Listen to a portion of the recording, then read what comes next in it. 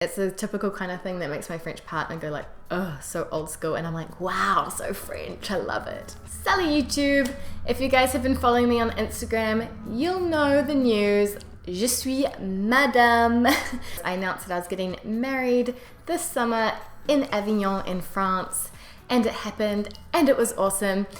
And yeah, it's another life in France experience to add to the list, I guess, amongst the many that I seem to be collecting, like Pokemon or something. But if you're subscribed, you may be thinking, but that video didn't come out so long ago. Like, wow, that was quick, it already happened. So yeah, we decided to get married 4 months before it happened. So it was quick for us too. Neither of us were really interested in the traditional wedding ceremony, you know, with the big dress and the cars and the cakes and the expense and the 1 year of planning and all of those kinds of things. If I have the same amount of money, I'd far rather spend it on traveling or experiences. So once we basically decided that it's what we wanted to do, we were like, well, we might as well get on with it and do it. So that's what we did. So in this video, I just want to take you through a little bit around the preparations and the lead up to the wedding, how that all worked, the day itself, of course, and some of my kind of culture shocks about getting married in France, and yeah, what it means for me now in my life in general. The lead up to this was pretty quick. So as I said, 4 months, and we needed to get all of the paperwork ready and all of that kind of thing. So as a foreigner, it's kind of tricky to get married here, but definitely not as bad as I was expecting. So we basically knew that the first step would be to give our application to get married to our town hall in France. What you've got to know about getting married in France is that the only place you can get legally married in France is in your town hall, in the mairie. So you may want to get married in a church, and you may want to get married in a vineyard, and you may want to get married at a castle. You can have a party on the moon for all they care, but you won't be actually getting married, if that makes sense. So the first decision you might think is, which mairie do you want to get married at? And unfortunately for you, you can't choose the cutest mairie that you've ever seen. You know, we can't all go to Hôtel de Ville in Paris to get married. You need to go to your local mairie. So your local town hall is either where you live or where at least one of your parents live. So for us, we had the choice between the 9th arrondissement in Paris, Avignon, or Marseille. For us, we barely hesitated. The obvious choice was Avignon.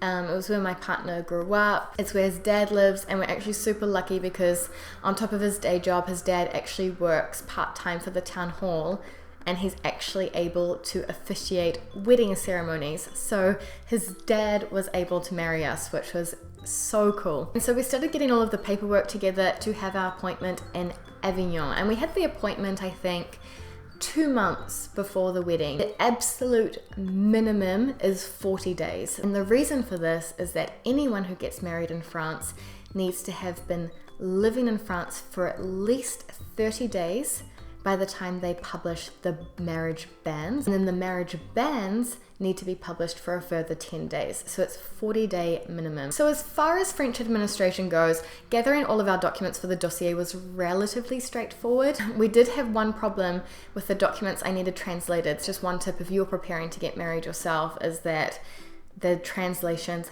have to be done by an official translator based in France. For some reason, it's very important that they need to be physically based in France. So we turned up for our interview. As I said, it was about 2 months before the wedding. You don't actually want it to be much earlier than that, to be honest, because in France, their birth certificates expire every 3 months. Which is just, I know, a concept that blows expats' minds, because it's like, how can your birth certificate expire? The information's never going to change.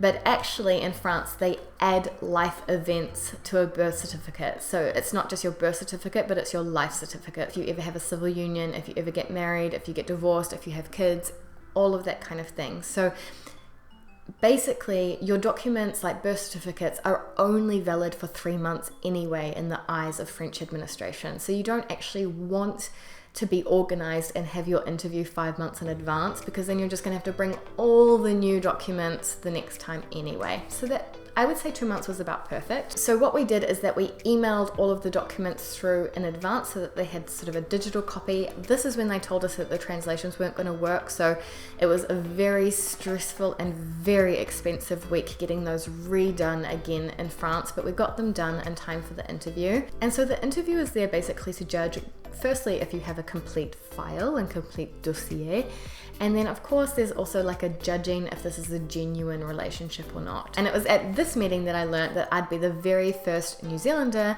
to be getting married in Avignon, France, ever. I've never been the first at something before, I don't think, you know, like the first ever to do something. So I was like, yeah. You also have to make a few decisions in the interview, like whether or not you'll be exchanging rings with one another, because this is a legal ceremony, so that kind of thing is really considered as an added extra, which they'll have to account for timing wise and everything. So our dossier got accepted and we were given our projet de mariage, our marriage project, which says who's getting married, who are the witnesses.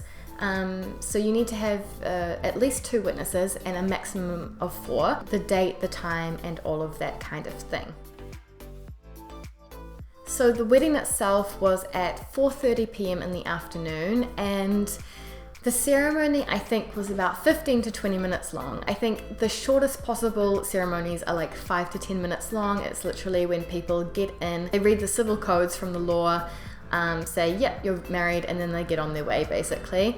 And then you've got the longest possible ceremonies where, you know, people do speeches and they do speeches to each other, and there's lots of photos being taken and all that kind of stuff. But basically you get a 30-minute slot maximum, so you've got 30 minutes to get in, get married, get out.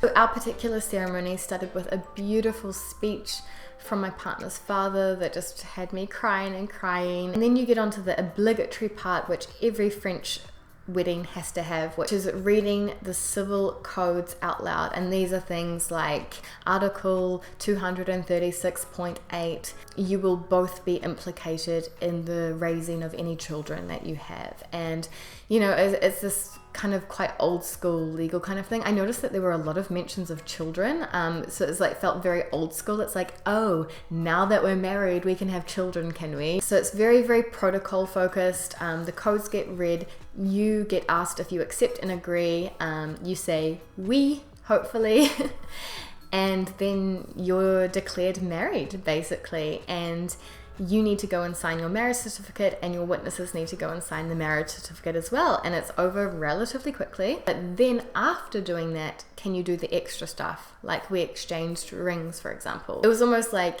you had the peak of the ceremony, because it was like, voila, you're married, and everyone's applauding and everything. And then you exchange the rings, then you take photos and so on, and then you basically leave the room and you let the next couple who's waiting outside to come in, and it's their turn. One of the super cool things about getting married in France is you get the livret de famille. Like a marriage passport. It has your names and details and date of birth and all of that kind of stuff in it. It's got the details of all of our parents in there. It's got all of these pages so that you can write down the names and details of any children that you may have. So it becomes a kind of, yeah, like family passport. It's a typical kind of thing that makes my French partner go like, oh, so old school. And I'm like, wow, so French, I love it. Then after the ceremony, we went back to my partner's dad's house. Got a lovely countryside house in Avignon. It's very simple. We cooked the meal ourselves for all of our guests. My friend and I made the cake. And we also bought like a miniature pièce montée as well. We put beautiful like fairy lights and lamps and things in the trees. And then if you've seen my Instagram account, you'll see that I bought lots of balloons, lots and lots of balloons, and blew them up with helium. So I had balloons and some decorations and things like that. But it was like a simple garden party at home. And we realized pretty early on that it's a huge ask to ask, you know, our New Zealand friends and family, you know, they've got jobs, they've got kids, they've got their lives going on with such short notice to just, you know, take their plane tickets, come all the way to France. We didn't want to put that kind of burden on anyone, or that financial burden on anyone. So what we're doing is that we're going to replicate kind of in New Zealand, and we're going to have an awesome party and stuff with the family over there. Our parents and everything have already met, so it's absolutely fine. So we had our French day, which was amazing, and then we'll have the New Zealand day as well. And then afterwards we had a 1-week honeymoon in Corsica in France, and then we're going to go down to Queenstown in New Zealand. So that was a day. So glad it happened, really cool. Also glad that we don't have to do it again because it was a lot of planning. Even if you want to have like a really simple day and you don't want to have, you know, hundreds and hundreds of people there, it still ends up being the same. Like, you can't possibly speak to everyone. The time just flies by. It's emotional. There's a lot going on. It was a really happy day. But also it's like, whew, cool, let's move on now, let's be married, that's cool. And so what does this all mean for me now? Because I've had a lot of people get confused saying that, oh, you know, you're French now, or like, oh, you get your French nationality now, and that's definitely not how it works. Getting married in France doesn't give you the French nationality. I can apply for French nationality through marriage 4 years following the date of marriage. It doesn't matter how long we've been together beforehand. But what it means is that I now have access to a spouse visa, so I can come in and out of France without much hassle, and that makes my life easier in a lot of ways. And then when you get married in France, you have the option to either take your partner's name as a woman, so replace your surname with their name, or you can both carry both names if you want to, but the default is that you just keep each of your names separately. That's what we'll still be doing for now. I definitely will consider changing my name one day when I have a reason to, or when I feel like it's the right time. But for now, we're not in any rush and we don't have any sort of impending need. And honestly, I just don't want to deal with all the administration, like new passport and new documents and all that kind of stuff. So for now, I'm staying as I am, and we'll see what the future brings. So that's it for this video, guys. If you have any comments or questions about my experience about getting married in France, feel free to ask me down below, or on Instagram as well, because I do answer all of my Instagram DMs, and that's a promise. Until then, I'll see you guys in the next video. Bisous and a bientôt!